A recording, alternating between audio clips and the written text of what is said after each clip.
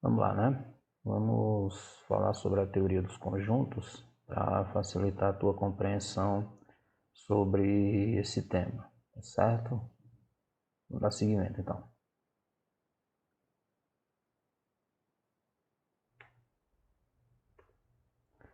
E o que é um conjunto? Bom, para a gente responder essa pergunta, a gente teria que voltar a alguns séculos atrás para buscar uma compreensão melhor sobre o que vem a ser conjunto. Então, como o próprio slide está dizendo, a gente tem uma noção, agora definição formalizada mesmo não existe, certo?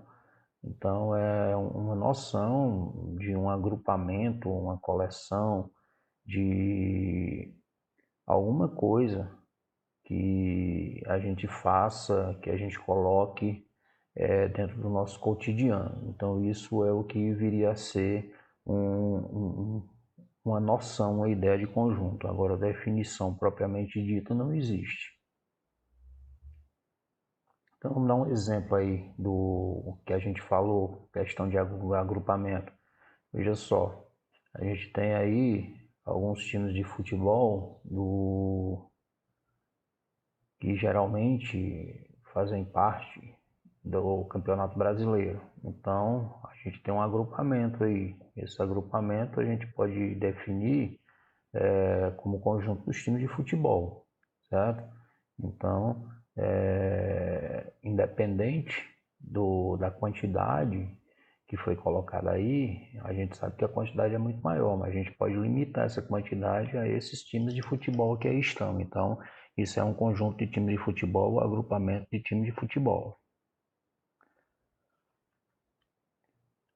Veja aí, outro exemplo, com o time que eu mais detesto no mundo, que é o time do Palmeiras, é o conjunto de time de futebol. A gente tem aí uma equipe de futebol que tem um conjunto de jogadores, certo? Então, esse aí é o conjunto dos jogadores junto com o técnico. Então, isso aí também é considerado um agrupamento, um conjunto. Um outro exemplo, o conjunto dos políticos, certo? Os políticos corruptos. Então, a gente também pode fazer esse tipo de agrupamento, conjunto dos políticos corruptos, que trabalham lá em Brasília, trabalham nos seus estados para ganhar um pouquinho mais de dinheiro, tá certo? Então a gente tem aí esse conjunto dos políticos corruptos, que também pode ser chamado de quadrilha. Então, para que a gente compreenda melhor, todo conjunto ele é formado por um único elemento ou por vários elementos, mas também ele é formado por si mesmo. E também o conjunto vazio ele é considerado o conjunto de todos os conjuntos, ele tá certo? É um subconjunto de todos os conjuntos. Para que a gente possa representar um conjunto, a gente vai representar com uma letra do nosso alfabeto, geralmente maiúscula, tá certo? Então, é regra, não é exceção, a letra tem que ser maiúscula para que a gente possa representar um conjunto. E a gente tem alguns conceitos importantes sobre conjuntos. A pertinência, que é quando um elemento pertence realmente àquele conjunto, certo? Então a gente relaciona o elemento àquele conjunto. E os seus símbolos. O símbolo é muito parecido com um E, certo? Um Ezinho, e esse Ezinho, um Ezinho diferente, mais arredondado, ele significa que pertence, e um Ezinho mais arredondado com uma barra transversal ou diagonal no meio, quer dizer que aquele elemento não pertence ao conjunto. Então a gente precisa compreender esses elementos também de pertinência. Vamos dar um exemplo. Seja o conjunto M, 2, 4, 6, 8, 10, complete com pertence ou não pertence às lacunas abaixo. Veja só, 2, ele está lá no conjunto M, então a gente completaria com pertence. 5, ele está lá no conjunto M? Não pertence. 10 está lá no conjunto M? Pertence. A palavra Brasil está lá no conjunto M? Não pertence, certo? Então, é muito tranquilo isso aí. A gente só precisa, de uma forma mais atenta, saber trabalhar com a pertinência e com a não pertinência. Bom? E o que vem a ser um subconjunto? Bom, eu vou dar o conceito matemático, o que vem a ser subconjunto, mas conforme está colocado aí na lâmina do slide. Mas na prática, subconjunto é uma relação existente entre dois conjuntos, certo? Ou seja, é quando um conjunto está contido dentro de outro conjunto. Então isso é o que a gente chama de subconjunto, tá certo? Então, basicamente é isso. Então a gente pode, se a gente for verificar, a gente for fazer a verificação, a gente vai ver que, como eu disse, a gente vai representar pelo símbolo está contido, certo? Que é U, no caso um deitado, como você está vendo aí, ó. A está contido em B, lê-se A está contido em B. Então, matematicamente, basicamente, matematicamente, é exatamente isso que está aparecendo na imagem. Você está vendo aí o conjunto B bem maior e agora você vê o conjunto A que está dentro do conjunto B. Então a gente diz que A está contido em B ou B contém A, que o símbolo de contém é só colocar esse símbolo de estar contido ao contrário, certo? Coloca B contém A, tá certo? Então é muito tranquilo isso aí também. Vou dar um exemplo aqui. A gente tem aqui o mapa do estado do Rio Grande do Sul, certo? Perdão, do Rio Grande do Norte. O mapa do Rio Grande do Norte, a gente tem algumas cidades aí, certo? O estado do Rio Grande do Norte, ele é o todo, digamos que ele é o conjunto B. E as cidades a gente pode chamar do conjunto A. Então, estão vendo aí que as cidades estão contidas dentro do estado do Rio Grande do Norte, tá certo? E a gente pode ser mais específico. Vamos pegar uma cidade, a cidade chamada de Parelhas. Ela está contida no estado do Rio Grande do Norte. Veja aí um outro exemplo. A gente tem um mapa do Brasil, certo? O Brasil, a República Federativa do Brasil. E temos os estados mais o Distrito Federal. Então, a gente pode chamar o Brasil de conjunto B e os estados de conjunto A. Então, os estados estão contidos no conjunto B, certo? Se a gente pegar especificamente um estado aqui, qualquer um, ao léu, a gente pode ver que ele está contido dentro do conjunto B, dentro do Brasil. E a relação de inclusão, que é uma outra relação que a gente precisa tomar bastante cuidado, que é exatamente a questão do estar contido e não estar contido. Então a gente chama essa relação de inclusão, tá certo?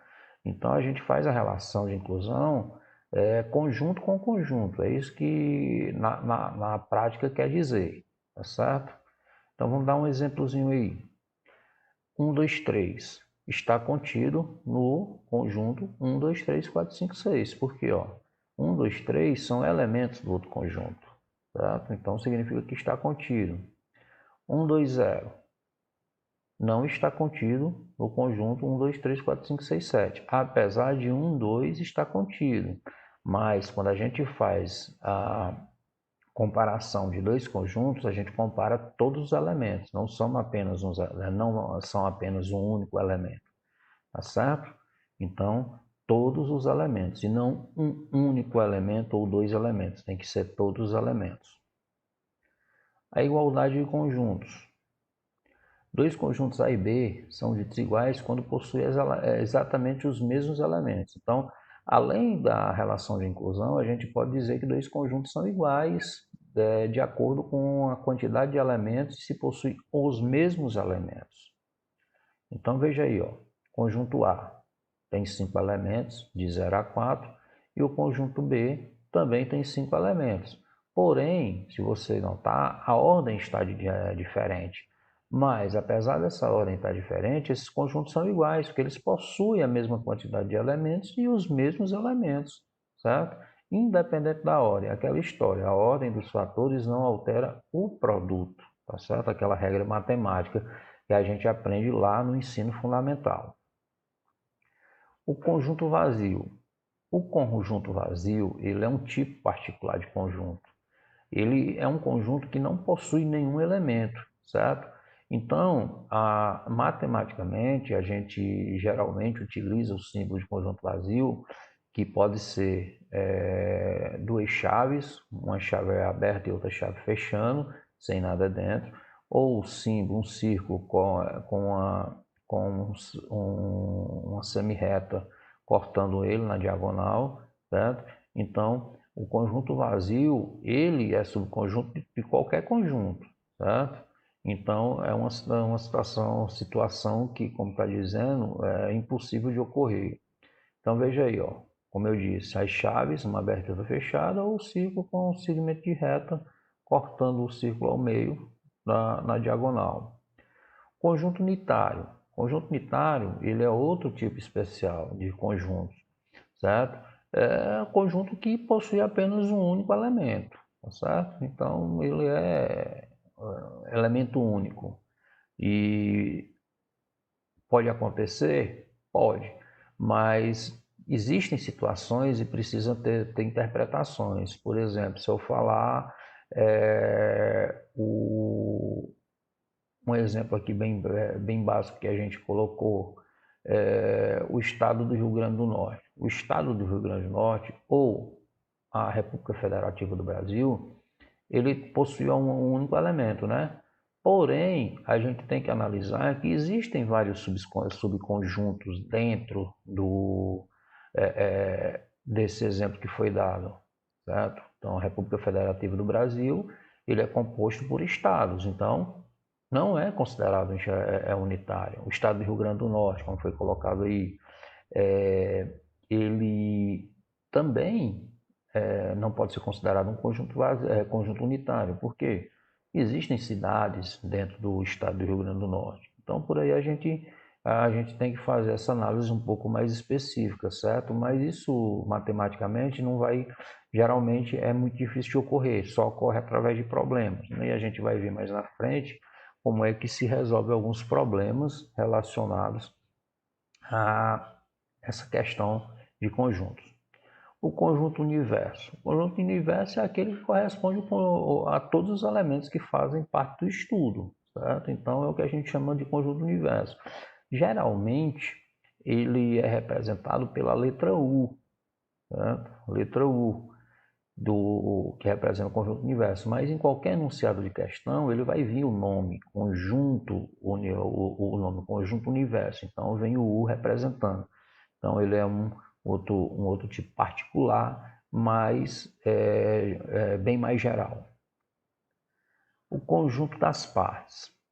Bom, o conjunto das partes, ele, na verdade, são todos os subconjuntos de um conjunto, certo? De um conjunto universo. Então a gente, trocando por miúdos, é exatamente isso. São todos os subconjuntos de um conjunto universo. A gente representou por A aí, exatamente porque nós não vamos tratar de conjunto universo agora, a gente vai tratar de um conjunto particular, conjunto A. Então vamos ver aí, ó.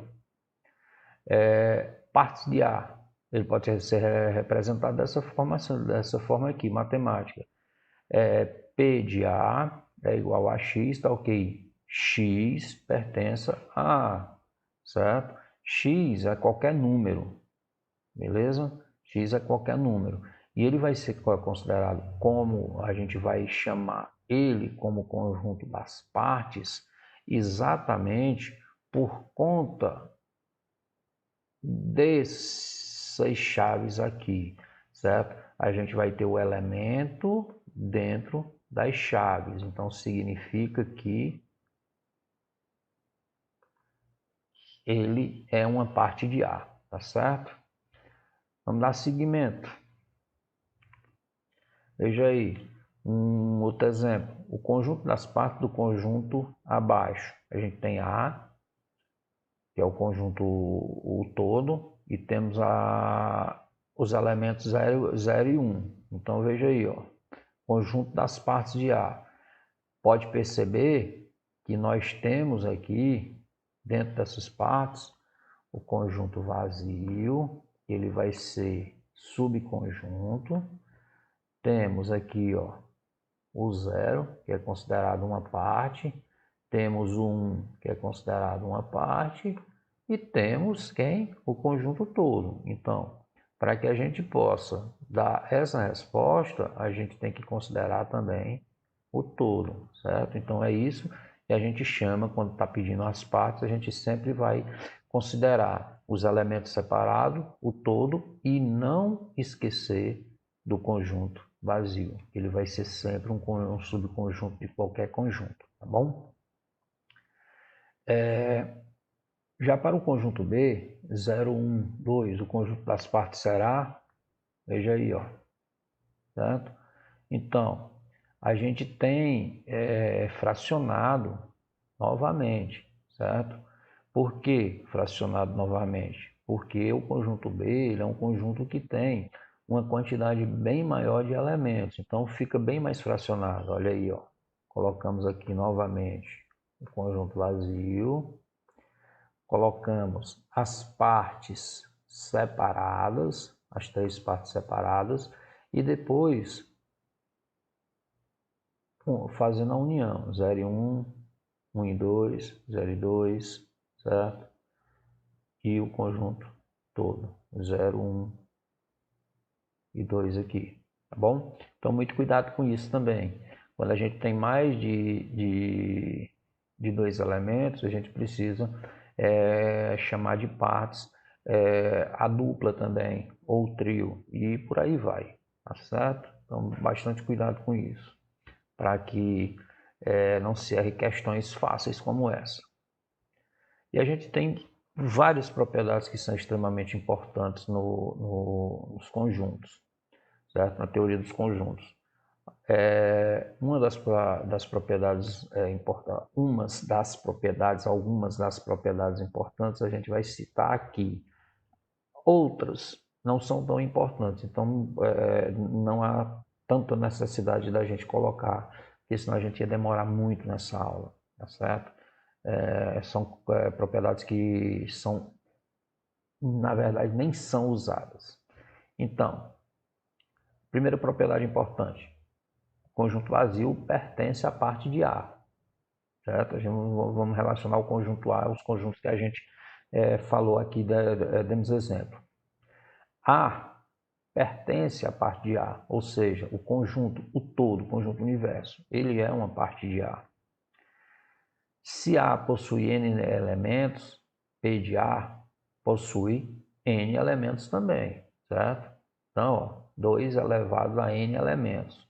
Então, a gente eleva, para a gente saber a quantidade de elementos do conjunto, a gente eleva a potência. Se ele possui 3 elementos, então 2 elevado a 3, a gente vai encontrar quantas partes? 8 partes, certo? Então, é isso que ele quer dizer. São essas três propriedades que a gente precisa considerar quando a gente faz a relação das partes de um conjunto. E as operações com conjunto?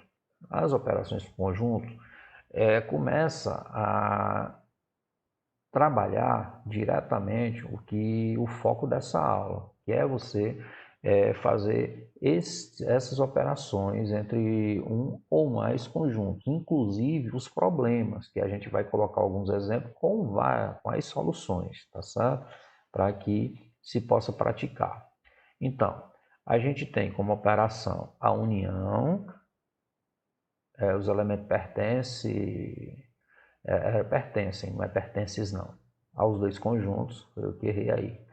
A, o B, a gente pode dizer, matematicamente falando, que X, que é os elementos, certo? Qualquer elemento do conjunto A e do conjunto B, que X pertence a A ou X pertence a B. Então, o que significa que ele pertence aos dois conjuntos, a gente chama união. A interseção, os elementos que pertencem simultaneamente a dois ou mais conjuntos, ou seja, são os elementos que possuem um conjunto A, que pertencem no conjunto B e pertencem no conjunto C, certo? Que são iguais, que são idênticos. Então, a interseção ela é representada por esse Uzinho com a boca virada para baixo. A interseção B. Então, significa, aí matematicamente falando, que x, todo ou qualquer número, que pertença a A e pertença a B. Está vendo aqui que a gente está trabalhando também com o OU e com o I, certo? Então, conjunto tem um pouco de lógica. E a diferença? Os elementos pertencem aos conjuntos A, mas não pertencem ao conjunto B. Então, é representado pelo sinalzinho de subtração, como você pode estar vendo aqui, certo? Vou até colocar em destaque aqui, ó, sinalzinho de subtração. E a gente tem, matematicamente falando, ó, o símbolo de pertence e o símbolo de não pertence.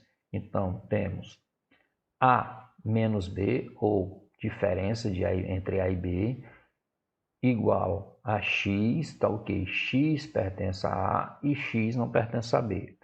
Então, essas são as três operações principais entre conjunto que você vai encontrar em qualquer problema matemático, em qualquer questão matemática que venha, certo? Então, a gente vai dar alguns exemplos mais na frente, inclusive com problemas, para que se possa compreender melhor. E o diagrama de Venn? O diagrama de Venn é a forma que a gente mais utiliza para poder fazer a representação entre dois ou mais conjuntos, certo? Então aí você pode ver aí, ele geralmente ele pode ser representado por uma circunferência, por uma elipse, isso aí independe, mas o diagrama de Venn ele é geralmente representado por uma forma geométrica. Então, ó, a gente pode ver aí, certo? Um diagramazinho todo listado aí, que significa o pertencimento de todos os elementos dos conjuntos, tanto A, B, ou os conjuntos, ou os elementos que são simultâneos a A ou a B, no caso da união, ou que só são simultâneos a A e a B, também no caso da interseção, ou os elementos que pertencem a um conjunto e não pertencem ao outro, tá bom? Então, a gente tem aí, ó, no caso, a união B, certo? E as listinhas amarelas aí, que vai representando a interseção, certo? Então, bem tranquilo. Então, A menos B são os elementos que pertencem somente a A, ou B menos A, que são os elementos que pertencem somente a B. Vamos dar esse exemplo aí. Seja o conjunto A 0, 1, 2, 3, 4 e o conjunto B 0, 2, 5 e 6. Encontre A inter B, A união B e A menos B.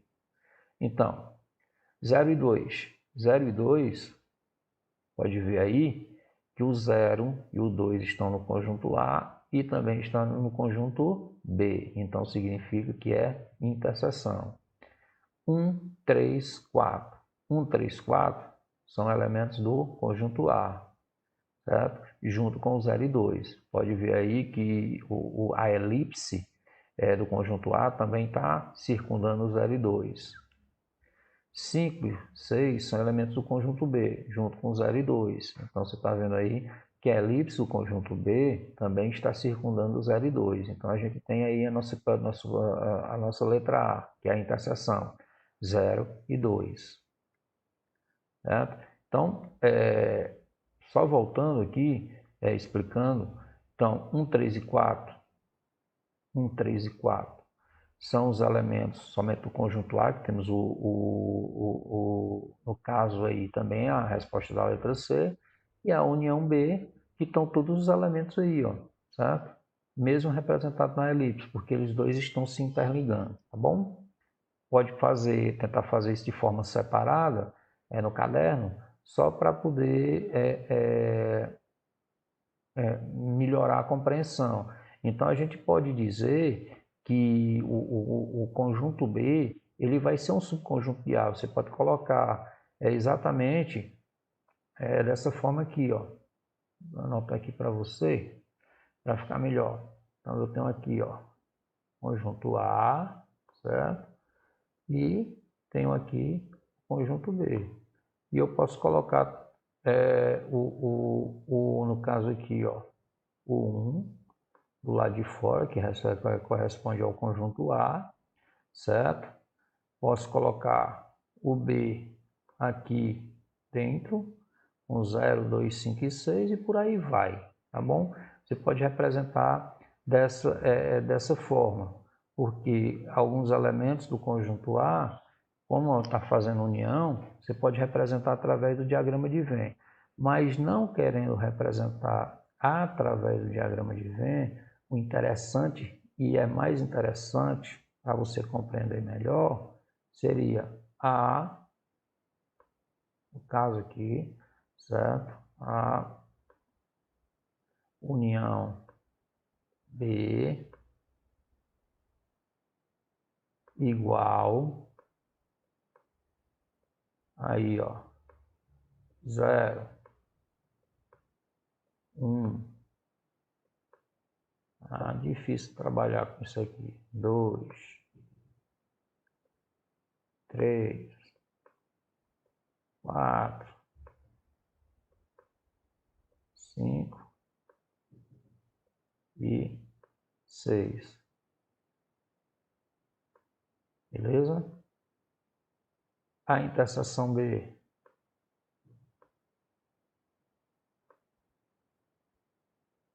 a inter B, aqui embaixo, quem é? Quais são os elementos que pertencem a A e a B ao mesmo tempo? Ó, 0 e 2. E A. Oh, como eu errei. Assim mesmo.